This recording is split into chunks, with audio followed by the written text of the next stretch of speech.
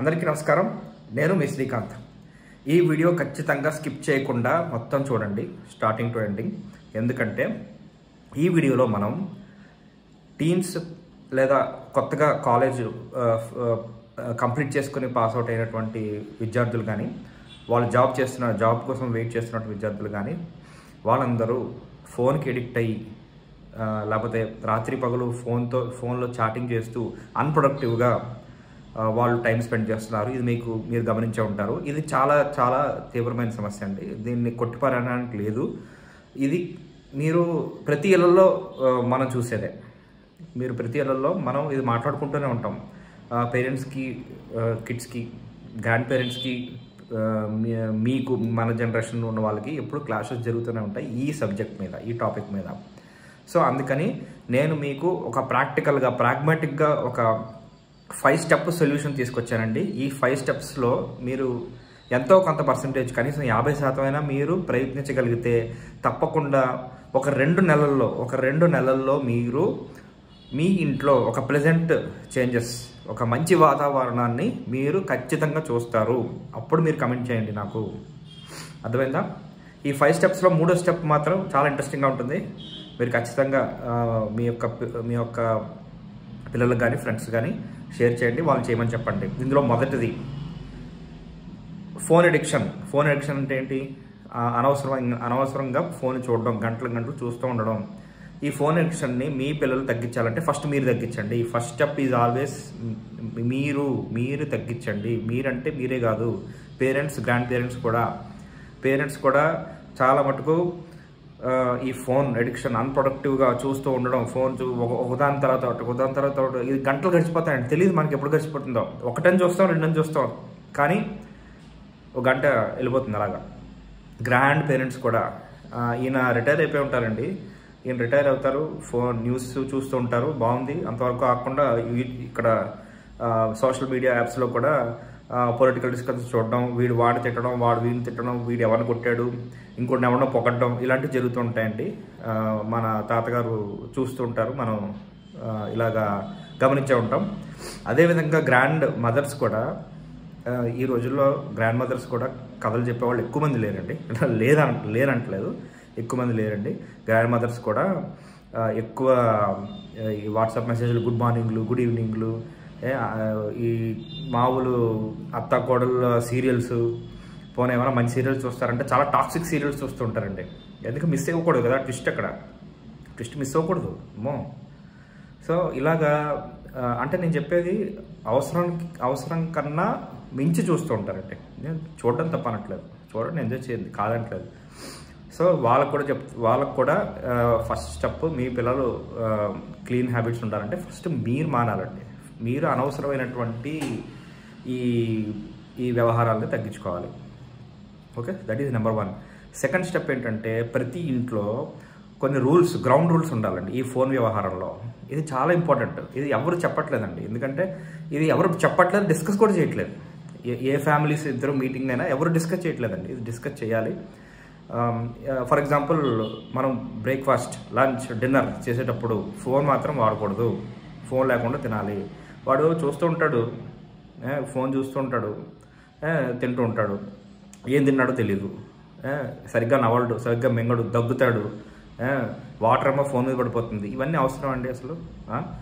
అది తినేది ఏదో హ్యాపీగా ప్రశాంతంగా తింటే, మనం ఏం తింటున్నాం, రుచి ఎలా ఉంది, లేదా అమ్మతో, నాన్నతో, అందరితో మాట్లాడుతుంటే, లేదా ఫ్రెండ్స్ తోటి కూడా జరుగుతుంటుంది. ఇది మాట్లాడుతూ ఉంటే, ఓకే, మీకు ఒక ఫుల్ఫిల్లింగ్ టైం, క్వాలిటీ టైం అనేది దొరుకుతుంది.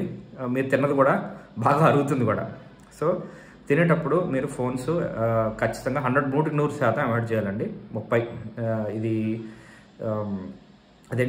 నిమిషాలు పడుతుందండి. 30 నిమిషాలు, 45 నిమిషాలు తింటాం అంతే.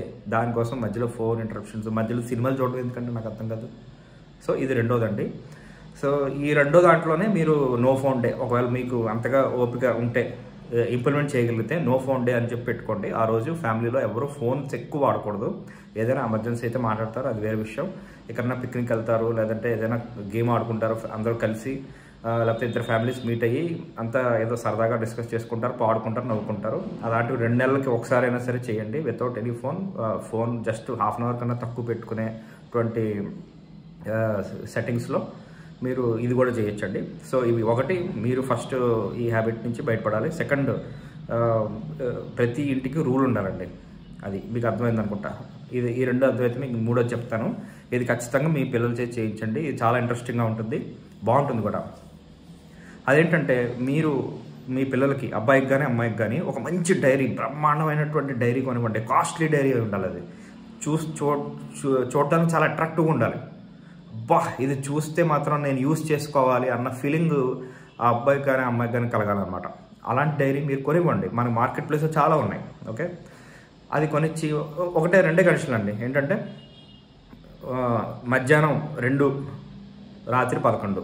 ఓకే, ఈ డేని 2 సెక్షన్స్గా డివైడ్ చేసుకొని, ఓకే, ఆ అబ్బాయిని కానీ అమ్మాయిని కానీ పొద్దున్న నుంచి 2 వరకు నువ్వు ఏం చేసావు, ఓకే, 2 నుంచి 11 వరకు ఏం చేసావు ఒక జర్నల్లో రాయమనండి.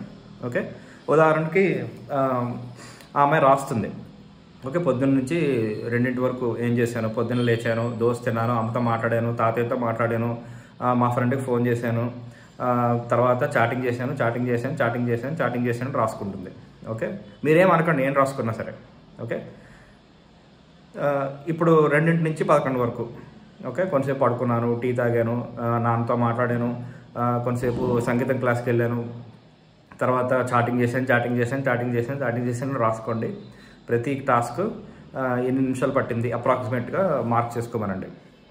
ఓకే, ఇలాగ 3 మంత్స్ చేయమనండి. ఇలా 3 మంత్స్ సక్సెస్ఫుల్గా చేస్తే నేను ఏదో ఒకటి మంచి గిఫ్ట్ కొనిస్తాను, మంచి పార్టీ ఇస్తాను, ఒక మంచి హోటల్లో, నువ్వు సెలెక్ట్ చేసుకున్న హోటల్లో అని చెప్పి మీరు ఇలా ప్రపోజల్ పెట్టండి. తప్పకుండా వాళ్ళు ఇంట్రెస్టింగ్గా చేస్తారండి. ఎందుకంటే చిన్నపిల్లలు కాబట్టి వాళ్ళు చాలా ఉత్సాహం ఉంటుంది ఈ గిఫ్ట్ కోసం.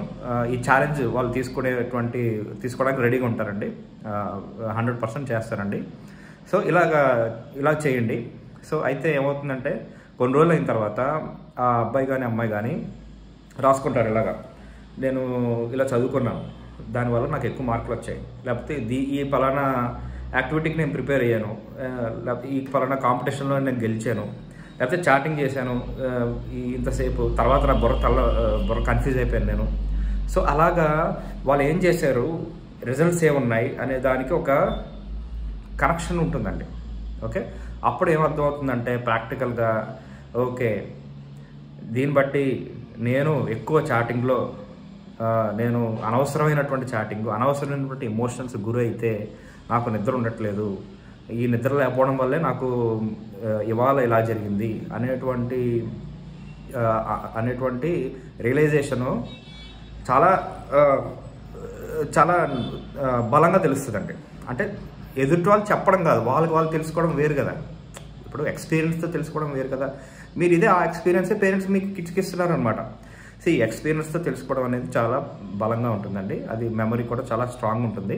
సో అందుకనే నేను చెప్తున్నాను అనమాట. సో ఇప్పుడు ఏమవుతుంది, ఓకే, నేను ఈ ప్రొడక్టివ్ వీడియోస్ చూశాను, దానివల్ల నాకు ఈ రియలైజేషన్ కలిగింది, నేను ఇటువంటి యాక్టివిటీస్ చేశాను, లేకపోతే హ్యాపీగా నా ఫ్రెండ్స్ తోటి హెల్తీగా నవ్వుకున్నాను, ఇలా వాళ్ళతో ఇటువంటి డిస్కషన్ చేశాను, ఇలా నవ్వుకున్నాను ఆఫీస్ కాదు, కాలేజ్లో.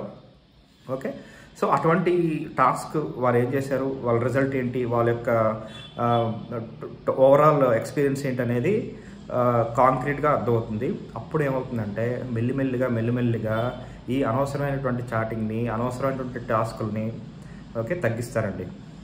ఓకే, ఖచ్చితంగా ఇది చూడండి, మంచి రిజల్ట్స్ ఉంటాయి. ఓకే, అయితే 4వ దానికి వద్దాం. 4వది కూడా ఇది అగైన్ పేరెంట్స్ అనండి. పేరెంట్స్ రెస్పాన్సిబిలిటీ ఏంటంటే, మీ పిల్లలు ఎటువంటి యాక్టివిటీస్లో వాళ్ళు బాగా నిష్ణాతులుగా అయ్యే ఛాన్స్ ఉందో, లైక్ ఆర్ట్స్ కానీ, డ్యాన్స్ కానీ, డ్రాయింగ్ కానీ, లేకపోతే క్రికెట్ కానీ, ఎటువంటి చెస్ కానీ, అటువంటి వాటిలో ఖచ్చితంగా ఎంగేజ్ చేయండి. ఇది ఈ రోజుల్లో ఆప్షనల్ కాదు, ఎవరో ఒకరు చేస్తారు. అదే ఒక 30 మంది విద్యార్థుల్లో ఈ మధ్యన 10 మంది, 10-20 మంది చేస్తున్నారండి. కానీ 30కి 30 మంది చేయాలి. సో అందరూ స్టూడెంట్స్ అదర్ దాన్ అకాడమిక్స్లో వాళ్ళు పార్టిసిపేట్ చేయాలండి. పార్టిసిపేట్ చేయడం కాదు, దాన్ని స్టడీ చేయాలి. సో అలా మీరు ఎంగేజ్ చేయగలిగితే వాళ్ళు ఈ రంగానికి సంబంధించినటువంటి సెర్చింగ్ కానీ, ఇంటర్నెట్లో దానికి సంబంధించిన రిసోర్సెస్ కానీ వాళ్ళు దాని మీద స్పెండ్ చేస్తారు. అప్పుడు అన్ప్రొడక్టివ్ టైం వల్ల ప్రొడక్టివ్ టైం అవుతుంది అనమాట. సో అన్ప్రొడక్టివ్ టైం తగ్గుతుంది. ఓకే, సో అది ఈ 4 చేయండి. సో ఈ 4 మీకు క్లియర్గా అర్థమయ్యాయి కదా. అయితే నేను ఐదోది, ఈ పంచతంత్రాల్లో ఐదోది నేను మీకు బోనస్గా అందించబోతున్నాను. జాగ్రత్తగా వినండి, ఇది పిల్లలకు ఫార్వర్డ్ చేయండి. సో వాళ్ళకి నేనేం చెప్పదలుచుకున్నానంటే, మీరు ఈ 4 చేసినట్లయితే ఓకే, మీకు హ్యాపీగా పడుకుంటారు ఫస్ట్. ఎందుకంటే నిద్ర అనేది బేసిక్ బిల్డింగ్ బ్లాక్, దాన్ని మనం కాదనలేం. మీరు హెల్తీగా మీరు ఒకవేళ ఇటువంటి కంటిన్యూ చేస్తే చాటింగ్ కానీ లేకపోతే అర్ధరాత్రి వరకు ఎర్లీ మార్నింగ్ వరకు చాలామంది చేస్తూనే ఉంటారు. అలా చేసినట్లయితే మీ కళ్ళు, అబ్బాయిలకు కానీ అమ్మాయిలకు కానీ డార్క్ సర్కిల్స్ వచ్చేస్తాయండి. ఫ్రెష్గా ఎవరు ఉండరు ముఖం. ఇంకో 4 ఏళ్లలో మీరు అనుకున్నటువంటి ఫిజికల్ ఫిట్నెస్ కానీ మెంటల్ ఫిట్నెస్ కానీ మీకు అంత రీచ్ అవ్వలేరండి. చూడండి, డార్క్ సర్కిల్స్ వస్తాయి. ఒకవేళ మీరు ఇలాగే ఈ 4 పద్ధతుల్లో ఈ 4 ఐడియాస్ ఇంప్లిమెంట్ చేశారనుకోండి, మీ ఫేస్ ఎంత ఫ్రెష్గా ఉంటుంది. మీ హార్మోన్ లెవెల్స్ కూడా కరెక్ట్ ఉన్న లెవెల్స్లో, ఎందుకంటే ఇప్పుడే గ్రో అవుతున్నారు, ఇప్పుడు గ్రోత్ ఫేజ్. సో అలాంటప్పుడు ఒక ప్లెజెంట్ ఎన్వైరన్మెంట్లో మీ బాడీని కానీ మీ మెంటల్ కండిషన్ కానీ ఉంచాలి.